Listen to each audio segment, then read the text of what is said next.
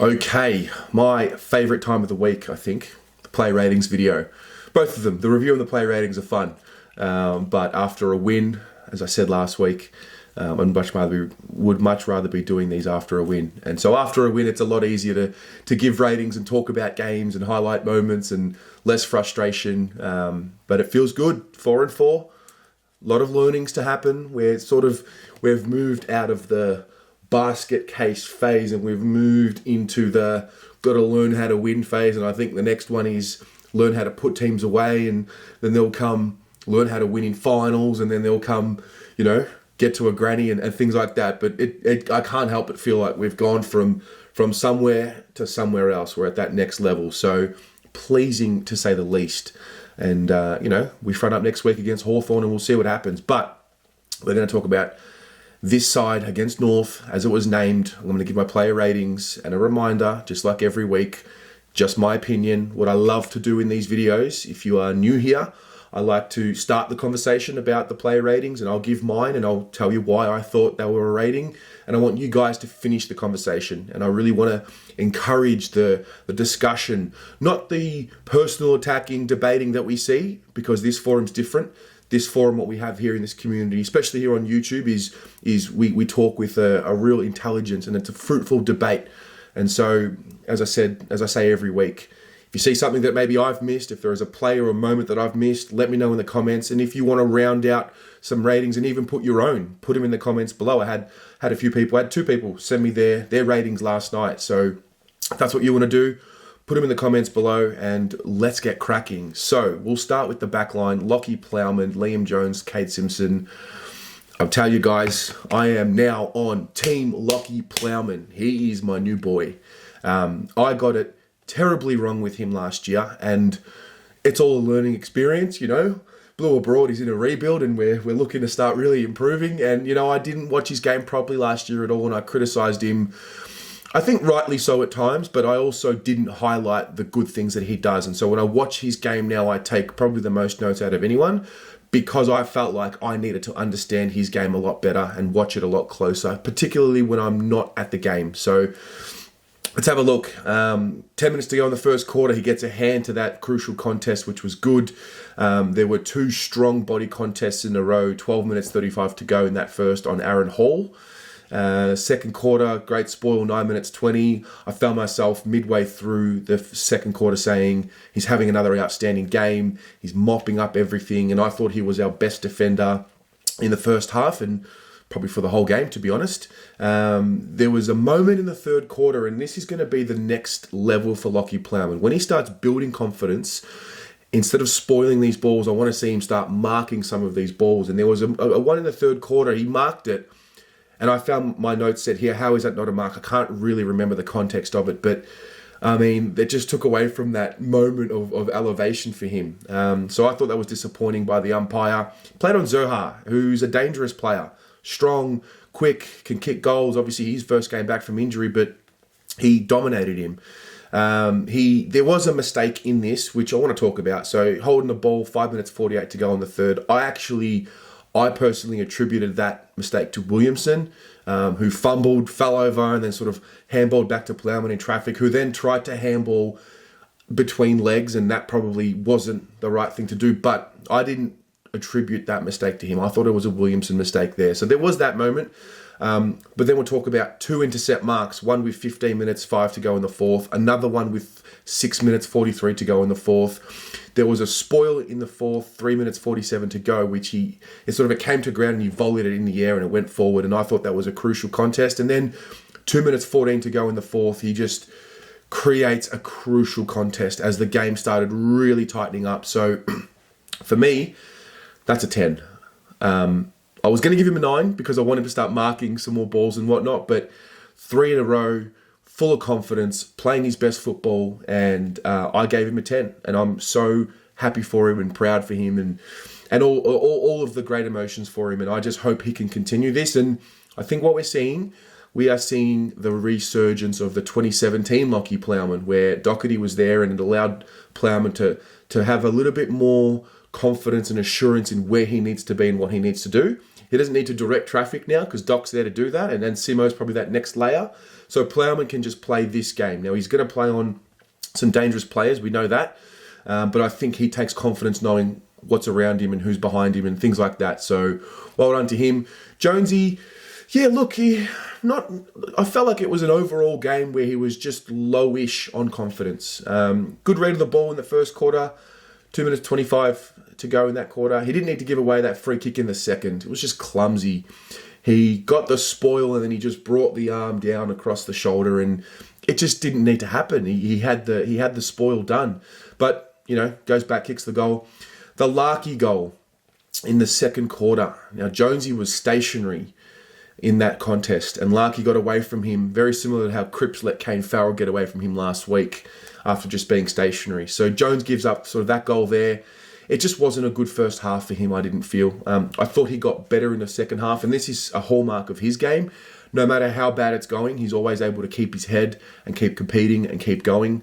Very similar to Jack Nunes, who, when they make mistakes, they just keep going. So I was pleased with that. I thought he played in front a little bit more in the third quarter and got to some contests. I think we're going to come to an interesting impasse here with him and Wiedering, because Jones played the looser role compared to what Wiedering did in the North game. And it was switched around last week, and there was criticism about, oh, no, we want Wiedering free. We should have put Wiedering on Dixon. But I just wonder, it's going to be a conversation point, I think. Do we want to have Jones as this free guy, or do we want to have Wiedering as this free guy? Now, Wiedering, we'll talk about him in a moment. He does a great job, but just can't help but feel like that's going to be a discussion point. But anyway, I gave Jones a 6 for his game.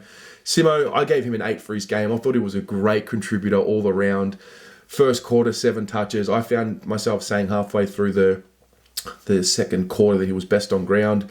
He has 12 at the half. He's a heart and soul guy, and he had a fucking heart and soul moment.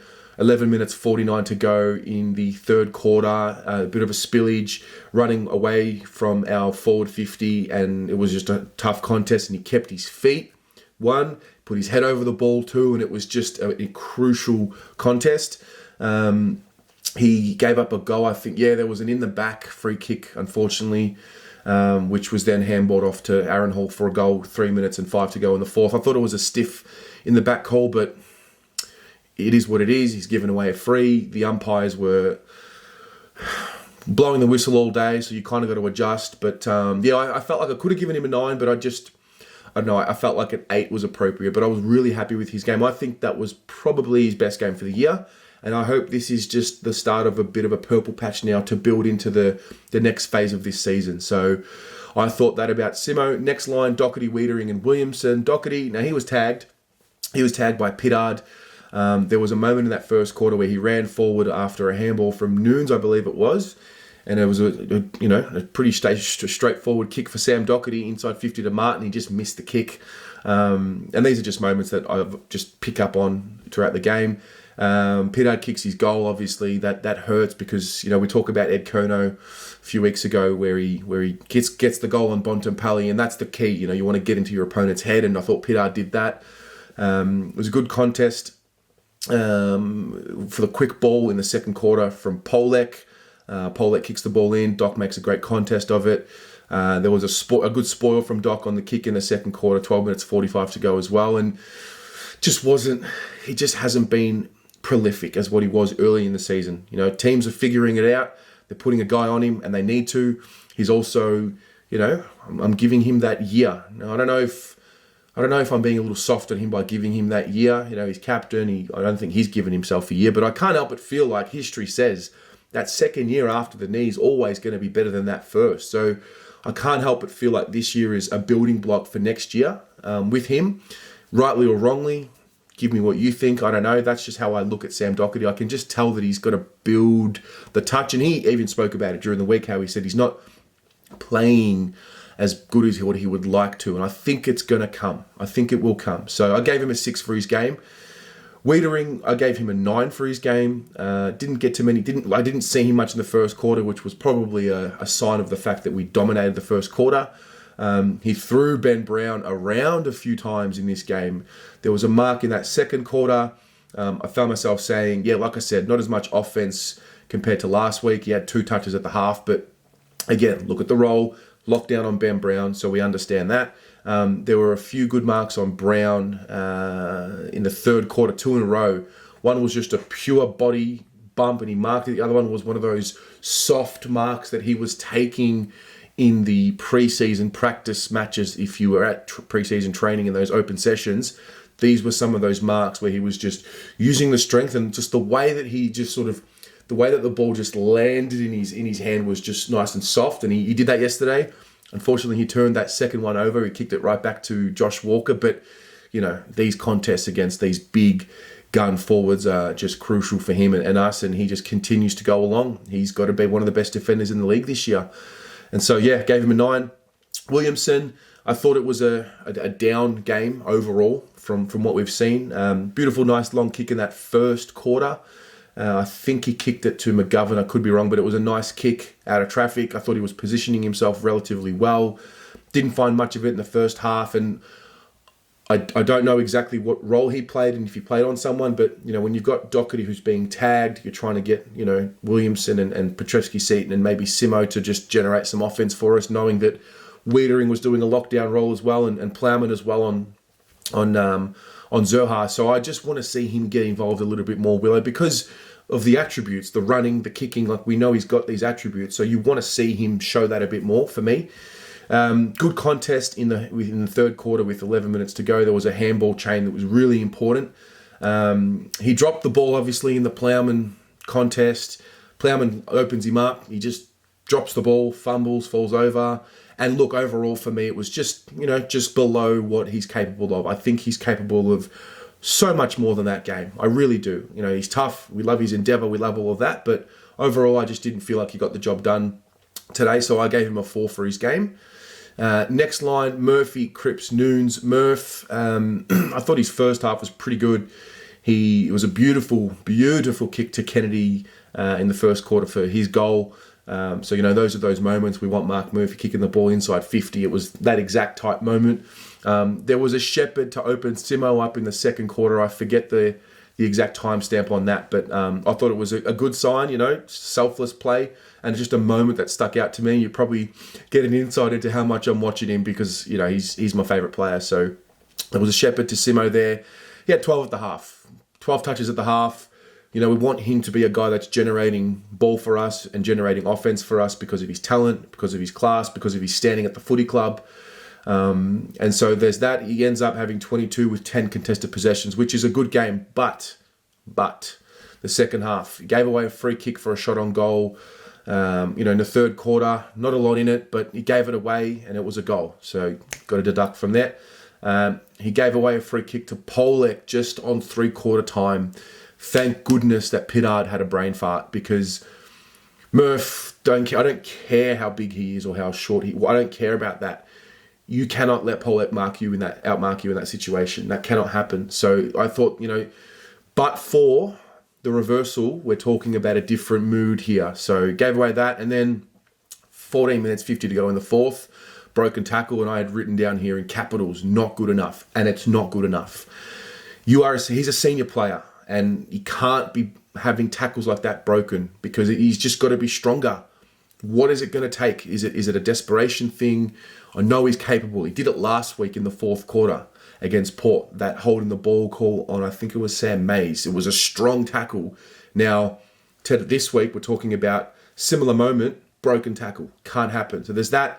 And then 40 seconds to go in the game, he's playing for the free kick. He starts lifting his arms up just off the ball, and I get it. The umpires were blowing the whistle a lot in the game, and he was maybe trying to read the situation there. But for me, when you're playing for free kicks, and this is just me, when you're playing for free kicks, it gives me a mentality, an insight into your mentality. It gives me I want to try and dupe I would just rather us go hard at the fucking ball. You know, let's just go hard at the ball rather than play for frees. I think when it comes to finals football and when it comes to grand finals football, you don't want to be a team that relies on playing for free kicks. You want to be a team that's going to win it because you earned the free kick going in hard. And I just took a lot out of Murph's game yesterday, particularly given that he did it. He was pretty good, but these mistakes just don't need to happen. It's Mark Murphy. He's not he's not a kid. These are mistakes that, he shouldn't be making. So I ended up giving him just a pass mark for his game. Happy with what he did, got the ball, contested possessions, tackled a little bit, but we're talking about 3 potential goals given away, and it just irked me. And I'm not a guy that goes hard at Mark Murphy and criticises him harshly like a lot of others, because I just love what he's done for the club, but I expect more from him. He's a senior player. We're not carrying him to the flag. He's going to earn his spot to get to this flag if he wants to hang on and get there. So I want to see more from Murph, and I want to see just more leadership from Murph personally. And this is just, my opinion. So feel free to add yours as well and round that out. Cripps, I thought he started well early in the game. Handball links, getting the clearances in there. The fight back against Jed Anderson in that second quarter. I think I'm a little frustrated. I think we all are. We're missing the footy and going to the footy, and when a fight happens, you really want to get up. So I'm up on the couch, pumping my chest and really getting into it. But it was good to see that, 12 touches and 4 tackles at the half. I thought that was, on track to be what we want to see from him. Then he gets the studs in the ribs, and can I ask the question? So I don't want to be complaining, but I want to ask the question. I thought we changed the rule for the studs into the ribs after Toby Green did it. I thought there was a rule change. I thought it was pretty clear that you can't forcefully push with your studs up into the ribs. Now, it happened yesterday. Can somebody please explain to me if that rule change happened or if it didn't? Because if it didn't, then okay, I'll cop it. But I thought the rule changed. So there was that. He ends up going off for a chunk of the third and doesn't start in the fourth. The high fend off in the fourth quarter, it was here. It was here where he fended off. Okay, it was right here. Don't we encourage that?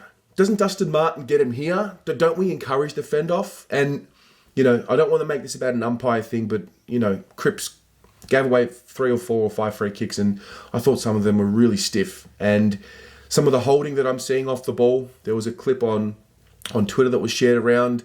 Are we going to be getting a phone call from Hayden Kennedy during the week about that? Because that's disgraceful. Let's stop that. And in a game where so many free kicks were fucking blown, we didn't find the ones for Cripps. So there's a little bit of something in that. I gave him a 7 for his game. He battled. He obviously was hindered from the fact that he was injured, and he's just battling along, isn't he? It's a real grind of a season for him at the moment. Just can't get free and open space, and that's okay. It's tough, and he's going to tough it out, and that's what he's going to do because he's a captain. He's a tough player. He's a warrior, and I've got no worries with him at all. He's going to be fine. He's one of many, which is good. He doesn't stand out because there's 3 or 4 other guys now doing the work, which is fantastic for us.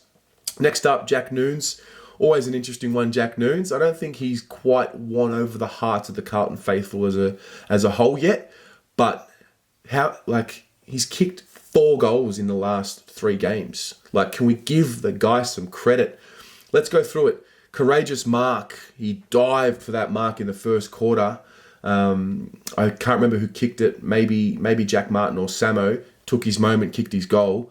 I don't know of many other guys in the reserves who are diving for that mark, jumping into someone's potentially their feet. I thought that was a really good moment. A good handball to open up Doc in that first quarter for that inside 50, which Doc goes on to miss the kick. What do you do? Then he has his 5-minute patch where, they all have it, but he has his little 5-minute patch. So 4 minutes 40 to go in the second, the dinky short kick, turnover, goal. You're cursed. I'm cursing him at this point. Then he gets pinned holding the ball straight after that. And then it's like, oh, fuck. Here we go. The hate's going to come. But then after that, he lets Dumont run on. Straight after that, he lets Dumont run on after the mark. And it's a brain fade. And he maybe just needs to get on the bench, have a breather, and get back out there. And this is where I think we've got to give Nunes credit, because he has his moments where it's not good, but he doesn't impact the way he just keeps going at that next contest. And you need guys like that. Now, we want to stamp out the mistakes because he's a 27-year-old player and he's experienced and he's played over 150-odd games, I think, something like that. But I thought he did a lot right. A lot more right than wrong. And he's kicked 2 goals. Peach goals too. I mean, the second one was... Let's go through it. So second half, good pressure early. He forces a throw in that second quarter as well. A great goal in the second. He kept his feet. That was important, and he was on his left foot. Like, it's a class goal. It's a goal that you're probably expecting from like these A grade talents that we talk about. These Martins, these Murphys, these Samos. You don't expect to see it from Nunes, or I don't anyway. But he showed his ability to kick goals, and it's huge for his role. And he just keeps going. A strong intercept mark in the fourth quarter with 7:35 to go, and I ended up giving him I gave him an 8 for his game. I think I probably got to give him a 9, but yeah, I'm going to give him a 9. It's going to be a 9 for Nunes. It was obviously that 5-minute patch. It hurts, but he's kicked 2. So I always give more credit for the guy that plays in his role, where he's that defensive runner as well. And to go forward and kick 2 goals, he covers the ground really well. So I'm going to give him credit there, and I think it was a really good game, and he stays in the side. Keep him in the side. I mean, you've got to watch these moments. I think overall we have great moments and a few bad ones, but they all made their mistakes. All of them. Every single one of them. So let's be consistent. I'll try that anyway. Next up, we've got Martin, Casbolt, and McGovern. Jack Martin, beautiful kick to Nunes. That's who it was. Yeah, in that first quarter, low one. He gave away a free kick for flying for this, spectacular mark, which he didn't need to, because Mitch Mcgovern marked the ball, and he did it about 2 or 3 times. He just flew for these marks, and it's probably a sign of a guy who's ultra confident, and when it pays off, it looks good, but it didn't pay off yesterday. He maybe needed to pick and choose his spots to do it, particularly when Mitch marks the ball and doesn't get to go back and take the shot on goal. So there was that. He got the great tackle with 10 minutes 59 to go in the second quarter. Pins a guy holding the ball, gets a shot on goal, misses. He needed to kick it. That was an important moment. A poor kick in the fourth, 12 minutes 55 to go, which resulted in a Ben Mackay intercept mark. He just didn't use that class that we'd naturally seen. And then he had his chance again in the fourth, 4 minutes 30 to go. He leaned back into the shot, just had to kick it. And it's a goal that he's been kicking all year. So, if he kicks one of those 2 goals, it's a lot less pressure on us and a lot less stress. But it was what it was. I gave his game a 6. These moments that he didn't take today, the 2 shots on goal, were the moments that he was taking in the previous few weeks. So therefore, yeah, I thought it was just a little down on what we've seen from him this year. And so I gave it a 6, but no worries, he's going to get back to his best. No, I have no issue with that. Levi took his moment in the first quarter, goal in the lead, beautiful kick, kicks it. Second quarter, I saw a contest where Josh Walker just completely ragdolled him, threw him out, took the mark, and it was kind of like, well, listen, Levi, you're bigger and stronger than that. You've got to be better. And then in the fourth quarter, and again, these are just moments that stick out to me, and as you can tell, there aren't too many from Levi.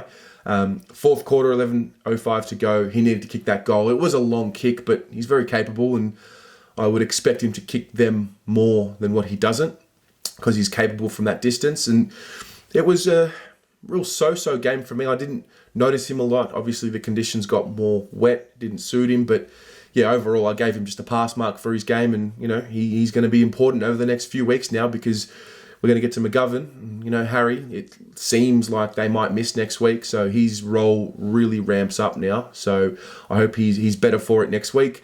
Mitch Mcgovern, I didn't give him a rating. He got injured, but I had a few moments here. So the tap early in the game for the Gibbons goal, very smart, crafty. It won't come up on the stat sheet, but very smart play.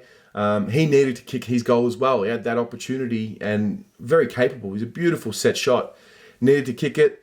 He needed to be better on that North Melbourne turnover with 9:34 to go in the second quarter. They turned it over. We got it into open space. The ball bounced right in front of him, and he just didn't read the ball well enough. He wasn't clean enough. He wasn't a one-touch player, and it created a spillage, and North went back the other way, and he just needed to be better. He gave away a free kick 6 minutes to go in the second quarter, and at this point, I started saying, he's laying a big fat egg here, and he just didn't look good. And then hamstring tightness, awareness, whatever, doesn't come on for the game, for the rest of the game. So I'm not going to give him a rating, but early signs were not great. So hopefully he's okay. Full forward line, Eddie Betts, Callum Moore, Michael Gibbons. Eddie, all his pressure in the first quarter was good. He was thereabouts. He's There's a lot of this with Eddie. It's chaos. So I like seeing it. He set up Mitch McGovern's set shot in that first quarter with his tackle, which obviously Mitch misses. And then I didn't really notice him a lot throughout the game. Usually I'm talking about what are we going to get from Eddie? It's going to be 8 to 10 touches and maybe 1 or 2 or 3 shots on goal.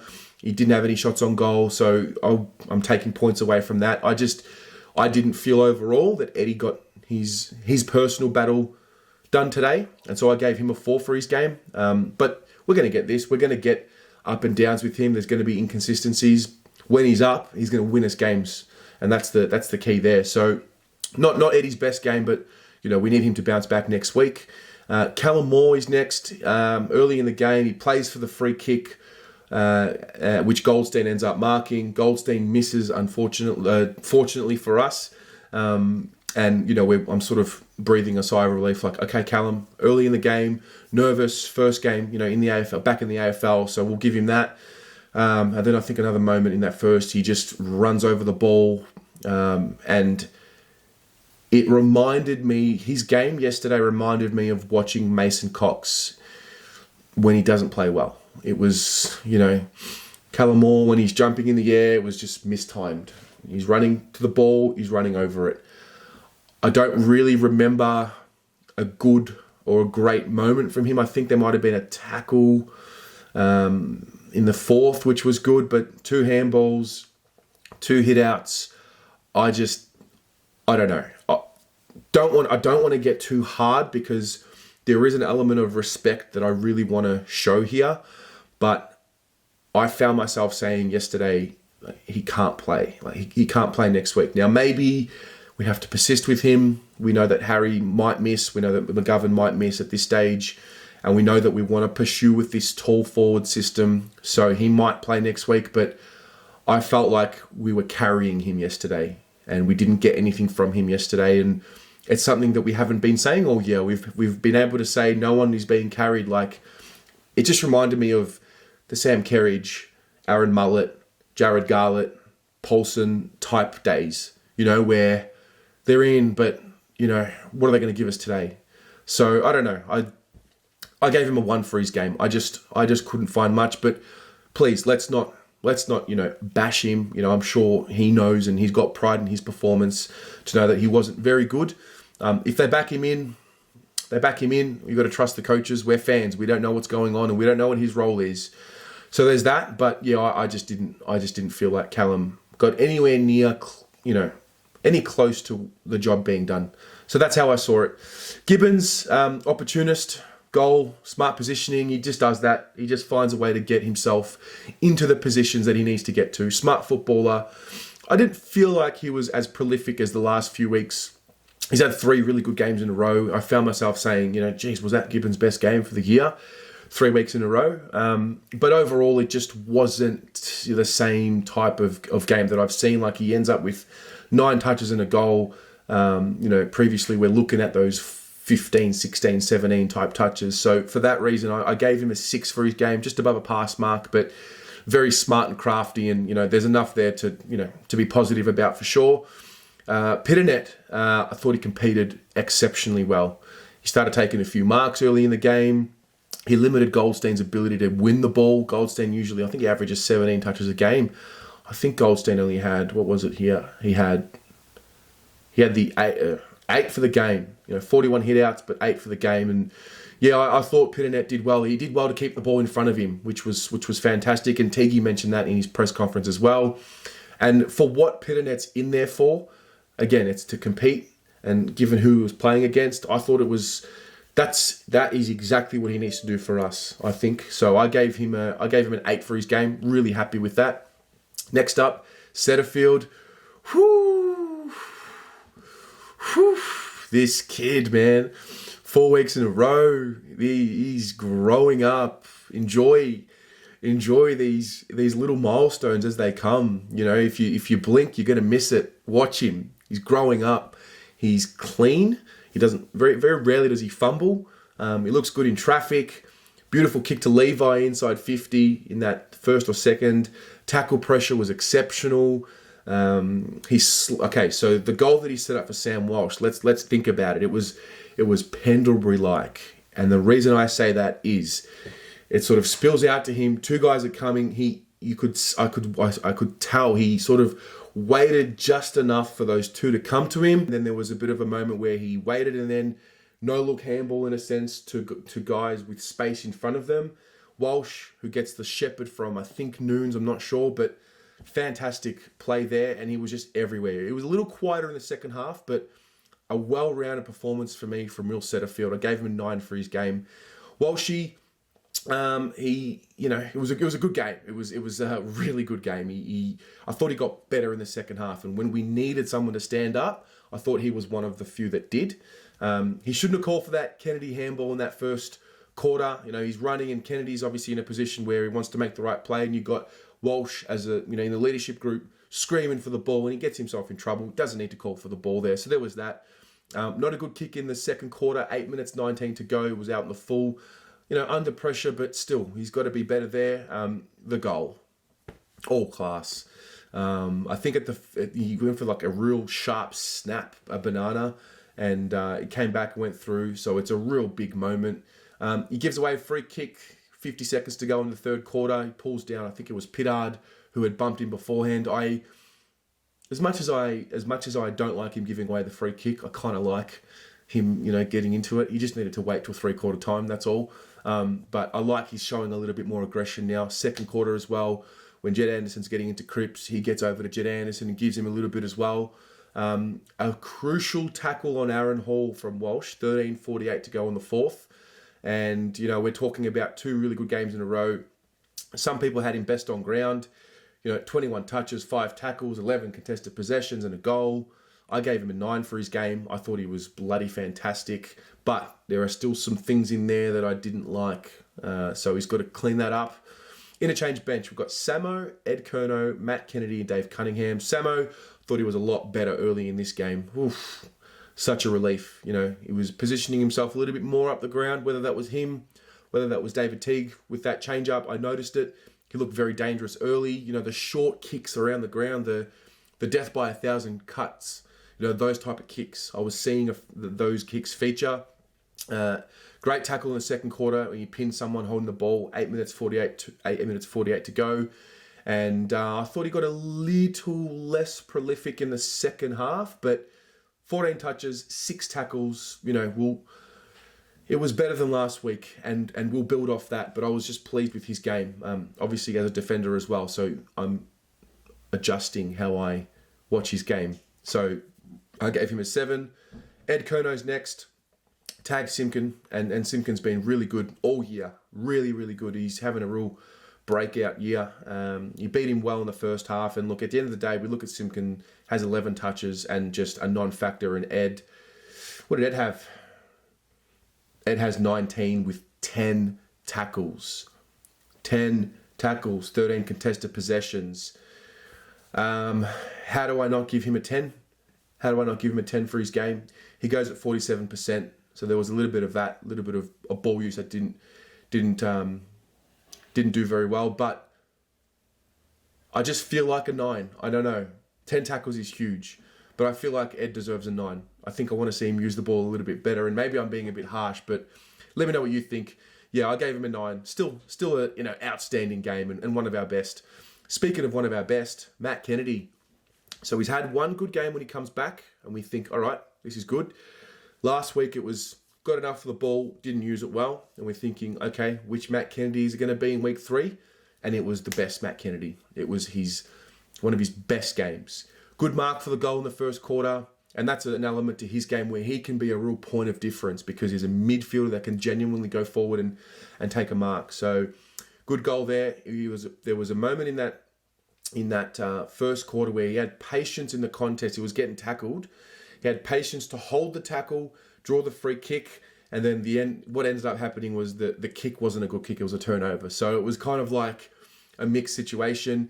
End of the day, 7 touches in the first quarter at 75%. So we're happy with that. A goal in the second quarter from a turnover and a 50-metre penalty. So, hey, we'll take it. He found a lot of the ball. He held himself again in the tackle for the handball to Ed Curnow, who kicked it to Nunes for a goal, for Nunes' second goal. So there was a crucial moment there in the third, I think. A good left foot kick inside 50 in that third as well. And I noticed a great handball to unlock space, 9 minutes to go in the fourth quarter. And again, these are just crucial moments for me, and I thought he was fantastic. I really did. He ends up having 20 touches, 8 marks, 2 goals. He goes at 75%. Huge ticks all around. I'm giving him a 9 for his game. He's kicked 2 goals. I'm giving him a 10. Well done, Matt Kennedy. Giving him a 10 for his game. 2 goals from a midfielder, 20 touches. All the elements were there. So I'm stoked for him because now he's got to stay in. It just adds a week to the depth. He's got to stay in the side now. Definitely. Last but not least, David Cunningham gave him a 7. Intercept handball for a goal. Fantastic play. Bad kick with 8 minutes to go in the third quarter, and then a crucial goal in the fourth. 8 minutes 55. The real game-sealing kick. And, it's probably reticent of the game he had. He's a moments guy. Didn't see a lot of him, but I saw enough of him. And 2 goals is, hey, all I can ask for from him. So gave him a 7. Maybe I'm being a little bit harsh. Maybe I should give him an 8 or a 9. But I just felt like 7 was how I wanted to grade him. And guys, that's it. Bit of a long player ratings video today, but that's okay. I enjoyed doing them. Now it's your turn. Now it's completely your turn. Let's finish them off. Let me know some thoughts in the comments. Give me some extra additional things that happen in the game that I haven't covered yet. I tried to get to everything, but I'm going to be wrong a lot of the time. So please, let's refine them in the comments. And 4 and 4. Let's fucking go. 4 and 4. Go the Mighty Blues.